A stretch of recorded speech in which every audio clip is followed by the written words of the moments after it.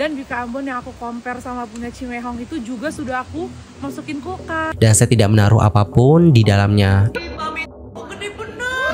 Nggak kayak punya Cimehong di gudang. Baru tahu kalau food vlogger itu bisa ngomong seenak jidat ya. Hi everyone, I'm Sul Kim and welcome back to my YouTube channel. Teman-teman yang lagi nonton, bagaimana kabarnya hari ini? Apakah dalam kondisi yang baik saja? Atau mungkin sebaliknya guys, apapun yang terjadi jangan menyerah ya, ayo dong semangat, fighting!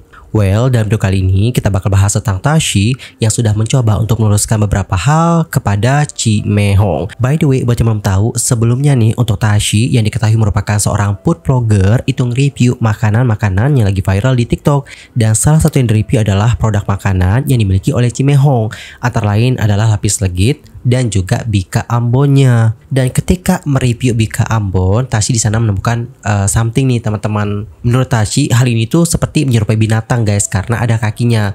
Tapi berdasarkan tanggapan dari pihak Pig Baking House, itu bukan hewan, tapi itu adalah gosongan koran. Karena mereka saat panggang katanya pakai alas koran. Jadi seperti ini guys ya maksudnya. Nah, itu loh maksudnya alas koran. Adonannya nggak kena ke korannya. Kenapa mereka bisa bilang itu kemungkinan adalah gosongan koran? Karena kan mereka ada kayak hentakan itu ya. Hentakan loyangnya itu loh guys ke open. Jadi kemungkinan gosongan koran itu bisa terbang ke sana. Mungkin seperti itu ya guys. Dan selain itu Tashi juga mengomentari soal teksturnya. Nah untuk teksturnya ini disebut kayak keras katanya. Adapun untuk masalah teksturnya yang seperti ini, itu katanya dikarenakan dimasukkan ke dalam kulkas guys. Soalnya di TikTok juga dulu sempat ada yang review kayak gitu juga. Kalau nggak salah yang review adalah Kak Reynal. Jadi Kak Reynal itu sempat review Bika Ambon juga, tapi untuk Bika Ambonnya Cimehong ini ditaruh dalam kulkas.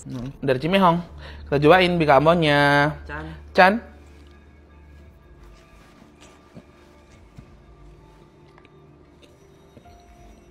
Mungkin ini kesalahan gue sih masukin ke dalam kulkas sih. Harusnya fresh dimakannya, tapi mungkin gue diemin dulu sehari karena gue lagi di Makassar, jadi baru balik di Jakarta hari ini. Jadi kayak sekarang baru bisa cobain.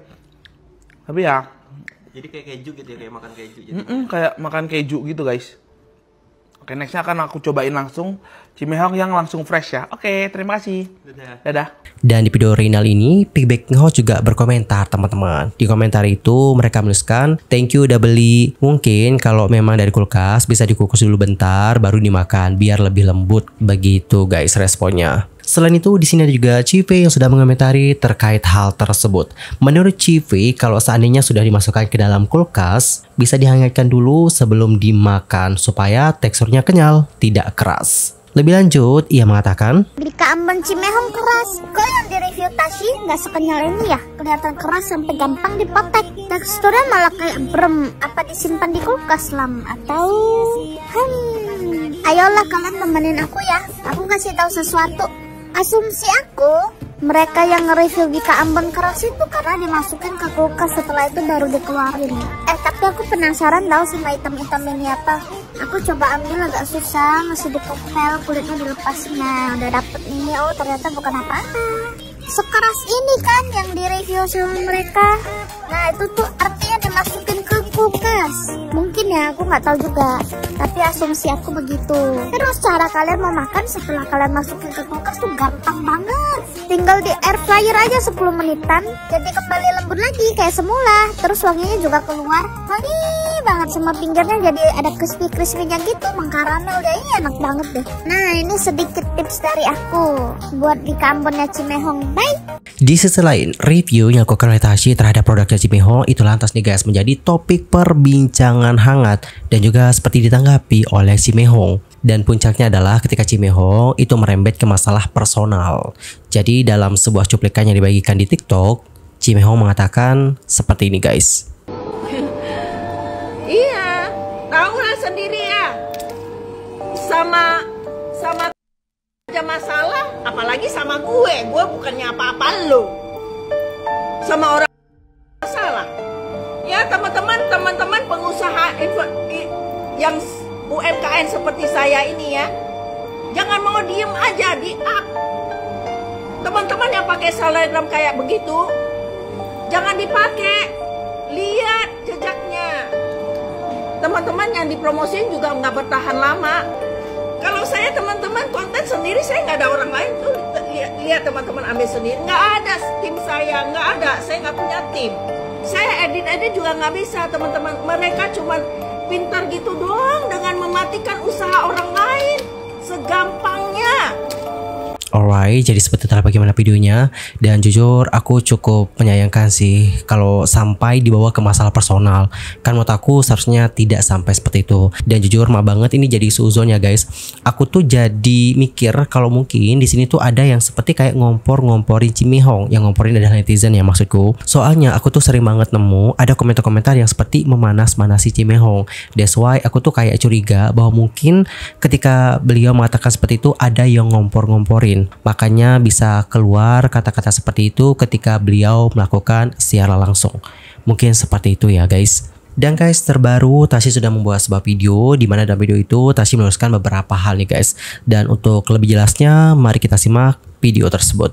Hai Cimihong, salam kenal, aku Tashi. Tak kenal maka tak sayang ya Ci. Ini aku bikin video ini cuman sekali aja, maksudnya biar untuk clarify semuanya. Pertama, aku sebenarnya dari kemarin tuh nunggu banget permintaan maaf dari Peak Baking House karena aku beli BK Ambon yang ada binatangnya, tapi ternyata Cici malah nyerang personal aku, ngebahas masalah-masalah yang nggak relevan dan malah memutarbalikan masalah ke BK Ambonnya aku kulkasin. Oke, aku secara personally minta maaf kalau memang seharusnya nggak dikulkasin dan membuat BK Ambonnya jadi terlihat keras, tapi just for information, BK Ambonnya itu udah aku diemin di suhu ruangan selama 4 jam. Dan BK Ambon yang aku compare sama punya Cimihong itu juga sudah aku masukin kulkas, tapi punya dia tetap empuk gitu ya. Tapi tetap aku secara honest dari hati minta maaf kalau memang seharusnya nggak dikulkasin. Dan aku nggak ada niat menjatuhkan, tapi tetap loh, aku tetap tungguin sebenarnya dari Peak Baking House pertanggungjawabannya. Oke ya, semoga bisa clarified everything. Dan BK Ambonnya dua-duanya aku kulkasin, dua-duanya aku tunggu di suhu ruang. Jadi sukses terus Cimihong. Alright, jadi kesimpulannya adalah untuk Tashi itu menegaskan BK Ambonnya Cimihong dengan BK Ambon dari brand lain ini itu sama-sama dikulkasin dan juga ditempatkan di suhu ruang gitu guys selama 4 jam. Dan guys, dalam postingan tersebut Tashi menuliskan seperti ini. Halo Ci, salam kenal at Peak Baking House. Mungkin Cici nggak kenal aku sebelumnya. Di sini aku mau meluruskan, semoga bisa dimengerti ya Ci. Pertama, BK Ambon saya beli dengan nama anonim dan saya tidak menaruh apapun di dalamnya. Itu memang ada sesuatu di kuenya. Yang kedua, saya tidak dibayar pihak manapun dan saya nggak ada niat mau jatuhin. Saya nggak jualan produk jenis dan saya pun nggak ada keuntungan apa-apa. Saya cuma review harness yang sudah saya lakukan 5 tahun di channel saya. Yang ketiga, sewajarnya kalau ada kesalahan, seorang penjual itu meminta maaf dan juga memberikan pertanggungjawaban ke pembeli. Terus yang keempat, saya juga sudah chat ke pihak Peak Baking House, tapi Peak Baking House itu nggak ada niatan menyelesaikan dengan baik, malah sibuk klarifikasi sana sini dan giring opini dan membahas masalah personal. Dari saya ingin meminta maaf kalau saya masukkan ke kulkas dulu, cuma untuk meluruskan BK Ambon yang saya sandingi dengan punya Cici juga saya kulkasin dalam kurun waktu yang sama. Dan keduanya nih, baik itu punya Cici dan yang satunya saya sudah diamkan dulu di suhu ruang dan yang satunya empuk-empuk aja. Dan selama ini saya beli BK Ambon saya kulkasin, memang gak ada yang sekeras kemarin saya beli di Cici. Alasan gak saya panaskan dulu adalah karena gak mau dibilang buka packaging sebelum di review, takutnya nanti dibilang saya masukin binatang. But once again saya minta maaf kalau kurang maksimal dalam penyajian saat review dan saya gak sempet cobain juga rasanya karena saya gak makan. Alright teman-teman, jadi seperti itulah bagaimana postingan dari Tashi Atasya. Sementara itu untuk Tashi sendiri melalui Instagramnya mengungkapkan bahwa dia itu seperti diblokir nih oleh pihak Peak Baking House. Well, kalau aku pribadi itu mengharapkan semoga mereka berdua dapat bertemu dan juga meluruskan kesalahpahaman yang ada. Anyway, terlepas dari bagaimana respon dari Cimihong yang mungkin agak ngebuat kita agak kurang srek ya guys, tapi di sini tuh ada salah satu fenomena yang cukup annoying banget gitu loh ketika Cimihong ini dibanding-bandingkan dengan owner toko lain. Dan aku yakin kalian juga itu pasti ada yang gak seneng kalau dibanding-bandingin, ya gak sih guys? Dan melihat bagaimana fenomena Cimihong yang dibanding-bandingkan dengan orang lain, beberapa influencer juga sudah buka suara nih guys dan juga memberikan kritikan terhadap hal tersebut. Dan salah satu yang melakukan hal tersebut adalah Guru Grooming Indonesia. Oke, dalam video yang diunggah di TikTok beliau mengatakan seperti ini. Sudah beberapa minggu ini saya tahan untuk tidak komen urusan kue Bika Ambon. Ada seorang konten kreator masih muda datang ke sebuah toko yang mewah dan mengucapkan bahwa, wow, tokonya mewah ya, nggak kayak tokonya Cimehong, gudang. Nggak kayak punya Cimehong di gudang.